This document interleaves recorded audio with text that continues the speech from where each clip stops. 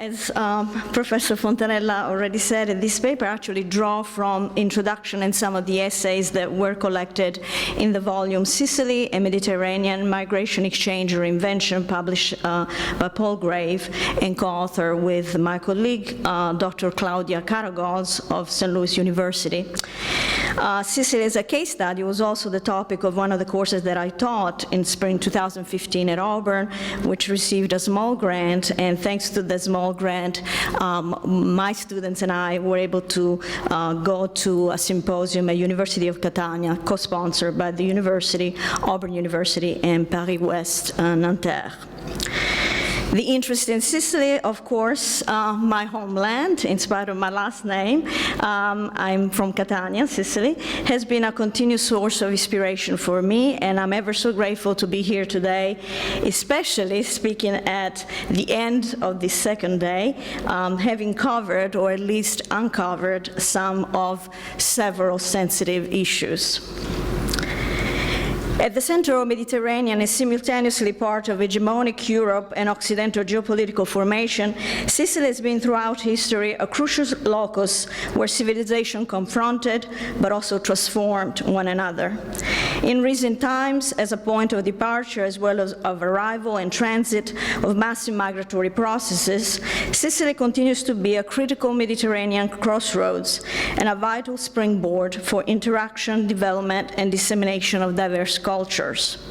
Historian David Abulafia, in his introduction to Mediterranean in history, writes, and I quote, "It may be a cliché to describe islands such as Sicily as stepping stones between the different cultures of the Mediterranean world, but it is nevertheless true." End of quote. In the beginning, and this might be more for students rather than you scholars, in the beginning were the Greeks, who dominated the island for 500 years and who were followed by protagonists from 3 continents. In fact, after the Romans, for 700 years, came the Vandals and Goths from northeastern Europe, the Byzantine from westmost Asia, and then the Arabs from North Africa.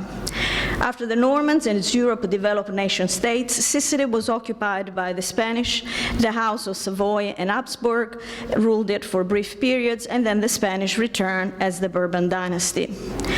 Sicily holds a unique geographical position that makes it, and I quote, "the least island, like of all the Mediterranean islands, being at once too big, too close to the center of the Mediterranean and to the Italian mainland," end of quote.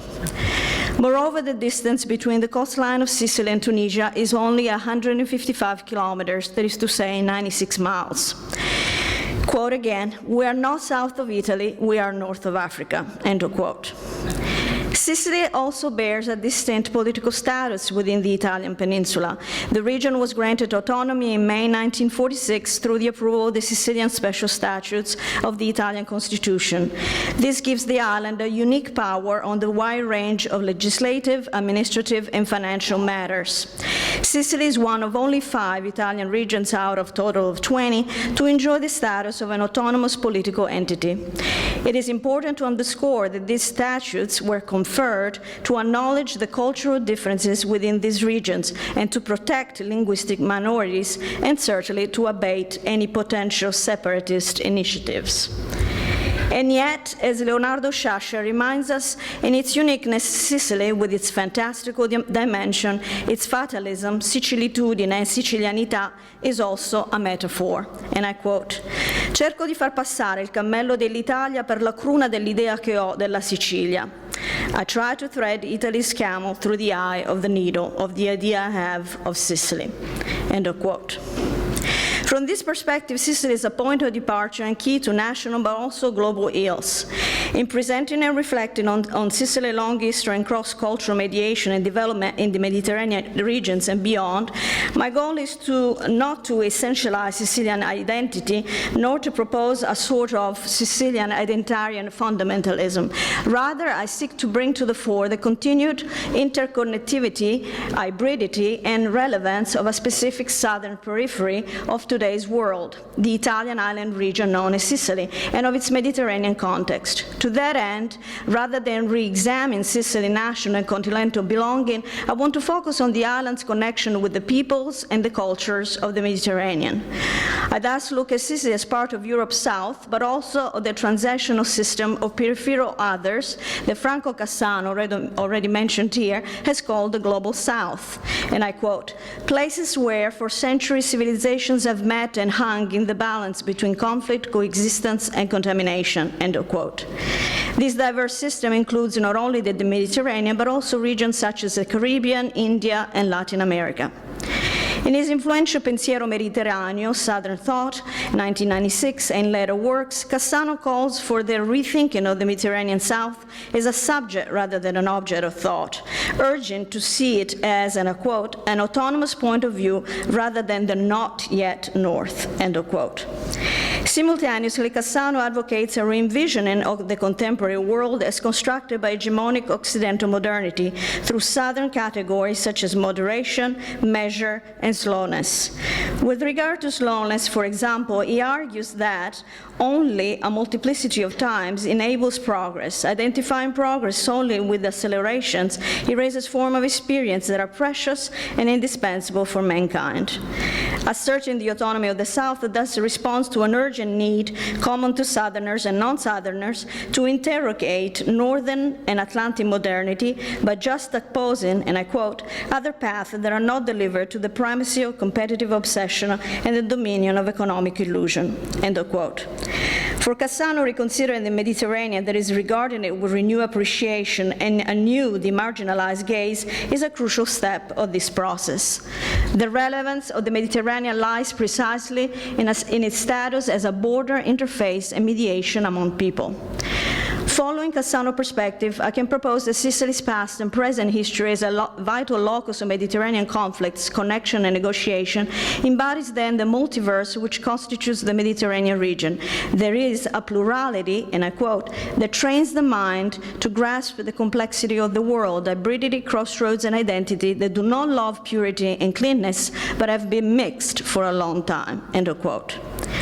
Recent studies have reevaluated the role that Sicily has played in the past because of its unique reconciliation. Scholars such as Carla Mallette, who unfortunately is not here, from the Kingdom of Sicily 2005, and M.K. Khan, The Influence of Arabic Poetry on Dante, for example, have explored the literary and linguistic transformation Sicily underwent during the 12th and 13th century.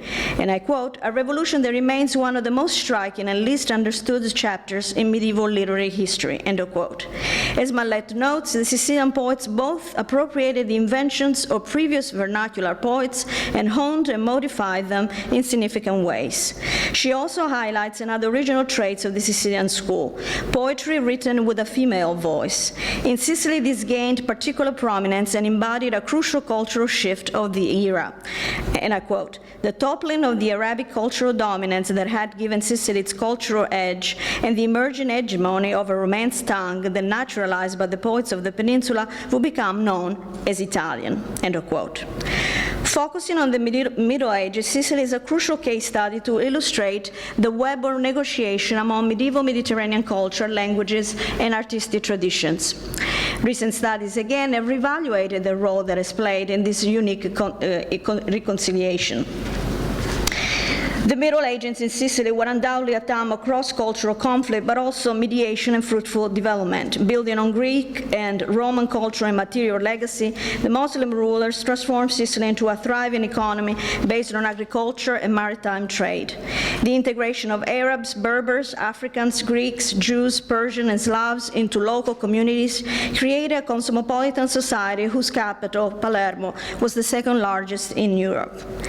The Norman rule, which began with the arrival of the Normans in Sicily in 1061 and ended with the death of their descendant Frederick II in 1250, was also a brief but remarkable time in European and Mediterranean history. Although this was also a period of wars against the Muslim, and which was long and destructive, the Normans were able to incorporate the sophistication of Arab culture into their own and to sustain and even promote cultural heterogeneity. In Norman Sicily, multiple religion, linguistic, and literary tradition coexisted. Having assumed control of much of southern Italy, in Sicily, the Norman found a more sophisticated society than those that had encountered in England or even in mainland Italy. The polyglot culture of the Arab and Byzantine created a thriving intellectual, artistic, and economic environment. It was a geographical crossroads between north and south, east and west, which gave birth to new artistic and socio-political expressions. Between 1071 and 1194, in particular, the Norman Kingdom of Sicily became the most culturally advanced court in the richest country of the Mediterranean world, attracting scholars, scientists, poets, artists, and artisans. This harmonization of Arabic Sicily remained a distinguishing trait of the local culture during the reign of Frederick, who served as Holy Roman Emperor, King of Jerusalem, and King of Sicily, though, as Carla Mallette points out, and I quote, "Sicily teaches us not to oversimplify the history of cultural relations between Muslim and Christians in the borderland states of the medieval Mediterranean," end of quote. When considering the Norman age in Sicily, it's also essential to study the extraordinary art and architecture created from this amalgamation, motives that really are concluded as magical fusion of the best that each culture offered. In his La Cattedrale di Palermo, 1999, Giuseppe Bellafiore emphasized the Norman rulers' ability to accept existing architectural styles and yet maintain their ties to the homeland. The Cappella Palatina in Palermo is in fact a symbol of how the three styles, Byzantine, Arabic, and Norman, were combined to create something new, a text akin to the literary works of Sicilian poets, demonstrating how the original cultural production of Sicily during this era contributed to European modernity. Both the literature and architecture from this period indicate Sicily's evolution from a culture of assimilation to one of cross-pollination and subsequently to one of original creativity. This creativity was the product of the recognition and appreciation of diversity, which allows Sicily to dominate the Mediterranean.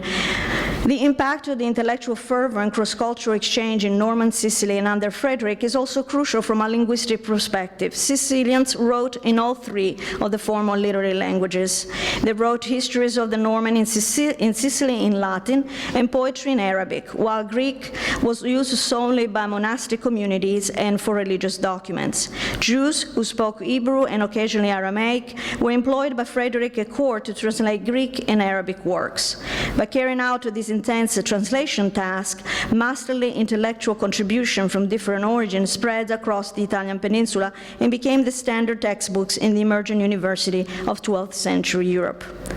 An overview of Sicily's history of linguistic exchanges provide a wide-angle view of the many linguistic heritage that have shaped the Sicilian language. In that period, there was not always a clear correspondence between ethnic origin, religious belief, and spoken language. For example, a Muslim convert of Sicilian background might not have spoken Arabic. Simultaneously, bilingualism was also spreading. There is also linguistic evidence of a massive romanization process between the Arabs and the Normans. The Romance dialect called the Mozarabico Siciliano by Varvaro, typical of the last phase of the Arab domination, was probably the result of the development of the late Latin language. In early modern times, Sicily's long history of cross-cultural negotiation and achievement was forgotten. However, the excavation of Herculanus and Pompeii in the early 1700s enticed the most courageous Bear leaders and their protégés to go beyond the traditional stops of the Iter Italicum of the Grand Tour, whose southernmost cities had been up to that time Rome and Naples. Until then, Sicily had only been viewed as a dangerous land full of bandits, arid terrains, and natural calamities. In the second half of the 18th century, many European naturalists, diplomats, architects, poets, and young aristocrats visited Sicily, in particular Messina, Taormina, Catania, Siracusa, Agrigento, Selinunte, Segesta, and Palermo. Sicily, finally an important stop in the Grand Tour, was perceived as a dreamland of architecture, the place in which multiple styles that we spoke about could be studied, and where a new one could be born, of natural beauty, where sea and mountains meet with vegetation vegetation and mineral resources that testify to the richness of its territory, and of cultural activities and enrichment that encompass many influence and spared new connection. Both Friedrich Maximilian Hessemer and Johann von Goethe hint to Sicily's privileged position and unique riches by calling the island, respectively, the dot on the I in Italy. The rest of the peninsula seems as a stem there to sustain this wonderful flower, and the key to everything, probably the most renowned sentence. The journey that Goethe and others after him took was meant to be a quest for knowledge and the self, and Sicily was the connector to these two worlds, clue to intellectual and spiritual awakening. Notwithstanding this crucial recovery of Sicily's unique cultural legacy, during the revolutionary decades of the 19th century, Sicilians were still seen, and I quote, as half barbarous, fiery, and passionate, end unquote. In response to such a view, Cecilia Michele Amari compiled a Storia dei Musulmani in Sicilia, a history of the Muslim in Sicily, to present Sicily as a part of Europe and of the world history, not as a land reconquered for Europe by the Normans, as Rosario Romeo claimed, but as the product of complex encounters of cultures dominated by Arab influence. Amari believed that Sicily had no reason to envy Northern Europe. Rather, owing to its Arabic heritage, Sicily had shaped the very identity of the modern West. This interpretation was soon abandoned, and I quote, the memory of the Oriental past was kept as a memento of a fundamental Sicilian imperfection that only European intervention could be capable of correcting, end of quote.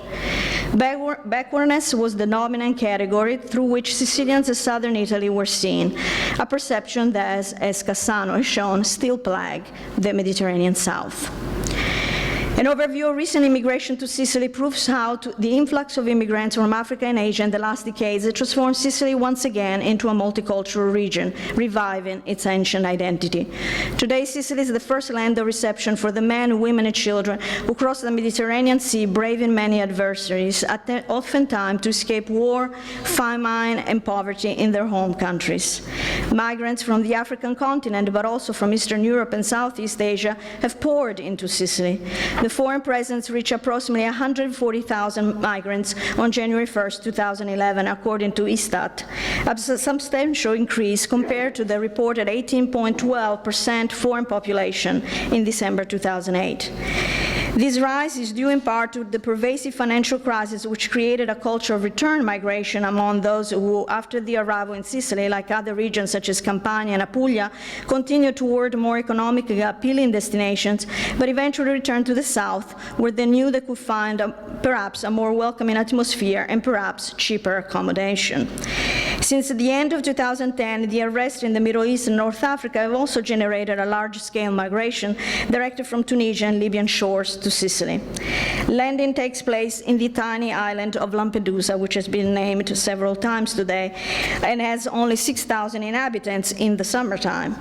About daily 400 to 800 people on boats arrive in Lampedusa, where the number of migrants by May 2011 exceeded 35,000. By the end of August, 50,000 had arrived. The stream has continuously relentlessly since then, highlighting the urgent need for adequate welcoming facility to host the men, women, and children arriving. From 2011 to 2013, Lampedusa has been further affected by the tragedy of migrants swallowed by the sea while fleeing their country. For many of them, their journey of hope ended on October 3rd, 2013, when a boat carrying 500 individuals from Eritrea, Somalia, Ghana, and Sudan sank off the coast of the island. 366 joined the list of the 20,000 victims of the Mediterranean over the last 25 years. Following Campania, with its 164,268 foreigners, Sicily has the second highest foreign population in Italy. As I mentioned before, 140,000 have arrived or estimated as of 2011, but today they had just said that at least 163,000 have actually reached the shores, composed in order of size of Romanians, Tunisians, Moroccans, Sri Lankans, Albanians, Chinese, Polish, Bangladeshi, Filipinos, and Mauritians. In particular, we have a larger community of Tunisians in the Mazara del Vallo area, Chinese in Palermo and Messina, Moldavians and Russian in Catania and Messina, and Moroccan in Trapani and Ragusa.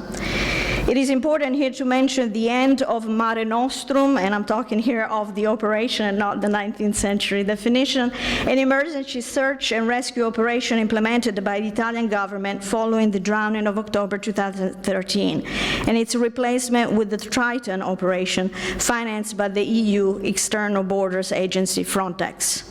Whereas the main goal of Mare Nostrum was to rescue migrants and refugees in international waters proactively, the Triton program, with a budget of approximately 3 million euros per month versus Mare Nostrum's 9.5 million euros monthly for Italy, focuses on border control and operates within 30 miles off the Italian coast. In October 2014, the Italian minister Angelino Alfano, a Sicilian, triumphantly declared, and I quote, "We can clearly state that Italy has fulfilled its own responsibilities," listing the achievement of Mare Nostrum during its 13 months of activity. 558 interventions with 100,250 saved individuals. On the judicial front, Mare Nostrum allowed the arrest of 728 scafisti, smugglers, and the seizings of 8 ships. End of quote. Since the operation began, the number of migrants who drowned while crossing the Mediterranean has increased, with the April 2015 Libya migrant shipwreck resulting in over 1,000 deaths alone. On the 23rd of April, a 5-hour Operation Emergency Summit was held, and EU heads of state agreed to triple the budget of Operation Triton to 120 million euro for 2015-2016. EU leaders claimed that this would allow for the same operational capacity as Operation Mare Nostrum had in 2013. And I conclude, unfortunately, because there is quite a bit to talk about, but it's probably, as you probably might wish, you have questions at the end. In Sicily, there are many local initiatives and chains of solidarity to welcome and integrate the newcomers, but we're still in great need of aid to set up appropriate infrastructure to address their necessity. The proper management of the rising phenomenon of mass migration could become a successful tool for the implementation of Mediterranean model, which combines the common histories, cultures, and tradition on both sides of the sea with innovation, competitiveness, and economic growth. The realization of this project requires not only the creation of more efficient infrastructure, but a greater number of mediators working to facilitate the integration of immigrants, but also the involvement of the countries of origin. I don't deny here that there are still many concerns about the elevated number of arrivals. As I mentioned before, from January to April 2014, 25,650 arrivals have been recorded. There are also issues of health and issues of security that the Italian government seems to have minimized consciously or not, and I am referring here to the incident reported only by UK newspapers on the 9th of November, that was the Independent, about the seizing of Tunisia Ben Nazir Meid, who was arrested in Italy in 2007, sentenced to 7 years for planning terror, and then found again amongst 200 immigrants rescued at sea by a Navy vessel on the 4th of October. Alfano continues to state that there is no proof of terrorists infiltrating these boats and remains silent, not to spread panic.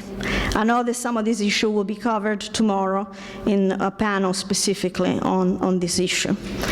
Today, Sicily continues to play the important role of metaphor, connector, mirror of the past and the present, and key to the future with major challenges and opportunities.